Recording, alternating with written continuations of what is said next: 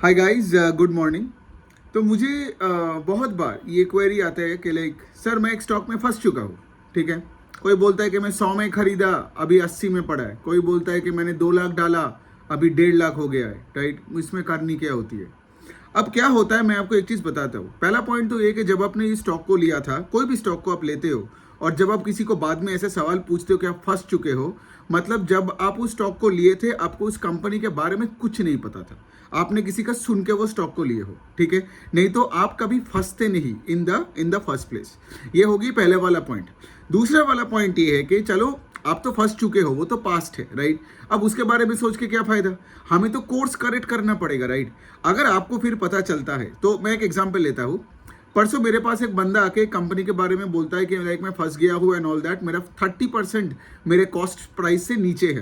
ठीक है, तो फिर क्या हुआ कि सिंस मैं उस कंपनी को ट्रैक करता था तो मैंने उस कंपनी के प्रॉब्लम्स उस बंदे को बताया।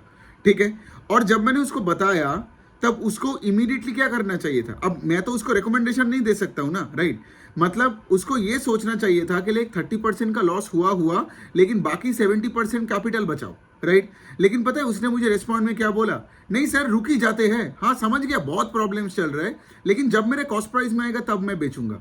अरे कैसे कॉस्ट प्राइस में आएगा आपको? क्योंकि वो कंपनी जितना बुरे से और बुरा होता जाएगा वो स्टॉक नीचे से और नीचा होता जाएगा और आप सिर्फ चार्ट देखते रहोगे और ऐसे कर करके आप 3-4 साल में पूरे खेल से ही निकल जाओगे, है ना? तो इसका उपाय क्या है? पहला तो है कि ओपन माइंड लाओ। ठीक है, स्टॉक मार्केट एक बेसिकली एक ऐसा जगह है, सोचो जब एक बच्चा खेलने जाता है पार्क में, ठीक है, तो बच्चे को चोट लगता है ना, कभी सीसॉ से गिर गया, इधर से गिर गया, कभी पैर में छाला उड़ गया, ऐसा होता है। तो जब आप स्टॉक मार्केट में आते हो तो आप ये क्यों मेंटालिटी लाते हो कि लाइक एक पैसा भी नहीं गंवाना है? ऐसा नहीं होता है। कहीं पे 10,000, 20,000, 50,000 का घाटा इधर उधर का होता ही रहता है। लेकिन यही तो पॉइंट है कि अगर आप ये मेंटालिटी लाते हो कि मेरे कॉस्ट प्राइस में जाएगा तब भी मैं बेचूंगा, तो आप धंधा ही नहीं समझ रहे हो। ठीक है, अगर धंधे का टर्न अराउंड हो रहा है तब आप वेट कर सकते हो। आप प्राइस को देख के कुछ डिसीजन ले नहीं सकते हो कि आगे क्या होगा। और दूसरी पॉइंट, सोचो अगर आपने एक स्टॉक को लिया, वो 30% नीचे भी है आपके कॉस्ट प्राइस का, और उसके बाद जाके भी आपको समझ में आया। ठीक है, सोचो पहले नहीं आता था कुछ, लेकिन फिर जाके समझ में आया, हाँ भाई सेल्स गिर रहा है, लॉसेस खा रहा है, मैनेजमेंट बेयरिश हो रहा है कमेंट्री में। ठीक है, बहुत सारे प्रॉब्लम्स आ रहे हैं बिजनेस पे, सेक्टर में। तो उसको बेचो, उसको बेचो, वो लॉस खाओ। जैसे वो बच्चे के एग्जाम्पल मैंने लिया कि थोड़ा सा हो, थोड़ा आपका 1 लाख रुपए में 30,000 गया तो गया, लेकिन 70,000 को पहले आपने बचाया। राइट, दूसरे साइड क्या होगा कि आप जब एक बार ये घाटा खाया ना तो आपको ये लर्निंग होगा। यही आपका वो आपका MBA का एडुकेशन फी पकड़ लो। ठीक है, तो आपका 30,000 का आपको एक पूरा लर्निंग मिला कि कंपनी हम ट्रैक नहीं करेंगे तो जाके पैसा नुकसान होता है। ठीक है, फिर उसके बाद क्या है? फिर उसके बाद आप देखोगे कितने सारे कंपनीज है जो बहुत अच्छे अच्छे all time high sales, all time high profits कर रहा है, फिर मैनेजमेंट गाइडेंस को बढ़ा रहे हैं, कितने सारे अच्छे अच्छे अपॉर्चुनिटीज है। वो 70 रुपये लेके आप वहां पे चले जाओ और क्या पता आपके अगले 1 साल में वो 70 रुपये 140 रुपये बन जाएगा।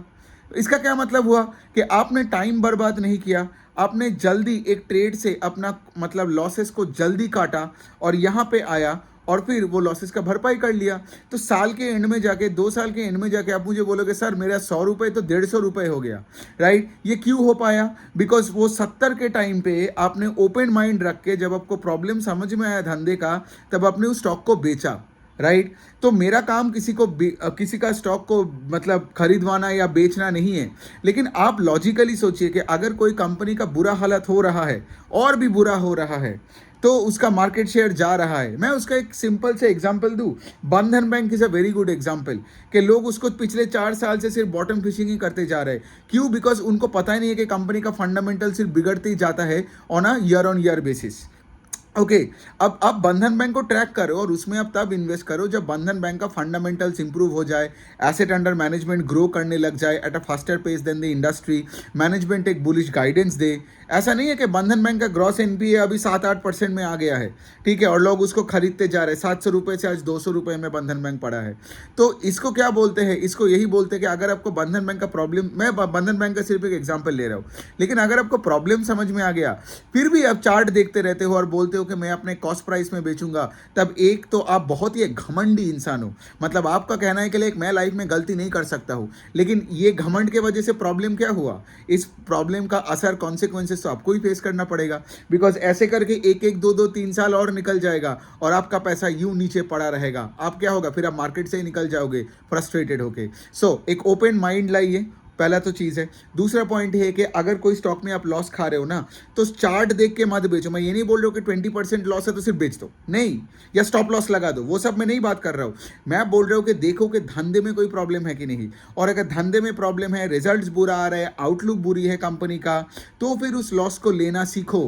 क्योंकि जैसे मैंने बोला, वो बच्चे का जब वो पार्क में खेलने जाएगा तो थोड़ा बहुत तो उसको चोट लगेगा, राइट? क्योंकि आपका क्या होगा, मैं बता रहा हूँ, 2-3 ऐसे चोट खाओगे, फिर नहीं तो सीखोगे नहीं ना। ए से बी, बी से सी, सी से डी आप जाओगे, लेकिन उसके बाद एक ऐसे अच्छे कंपनी में पैसे डालोगे ना, वो आपके पैसे को 5-7 गुना कर दोगे, राइट? तो पॉइंट यही पे आता है, फिर आपको वो 20% का लॉस ना दिखेगा भी नहीं। सोचो ना, अगर आपका 100 रुपये है, वो अगर 50 भी हो जाता है, और फिर वो अगला वाला कंपनी 10x बनता है, तो 50 से 500 होता है, राइट? तो इफेक्टिवली वो जो 50 रुपये का आपने घाटा किया पहले डील पे, वो आपको याद भी नहीं रहेगा। सो ऑन दैट नोट, ये सब चीज़ें अपने दिमाग पे रखना। There is no concept of getting stuck. Either आप निकलो कंपनी का फंडामेंटल बुरा हो रहा है तो, या फिर अगर कंपनी का फंडामेंटल्स ठीक होते जा रहे हैं लेकिन आपके स्टॉक कॉस्ट प्राइस के नीचे है, तब बैठो पेशेंस लेके, ठीक है? तब सिर्फ चार्ट देख के मत बेचो। आई होप आपको समझ में आ रहा है मैं क्या बोल रहा हूँ।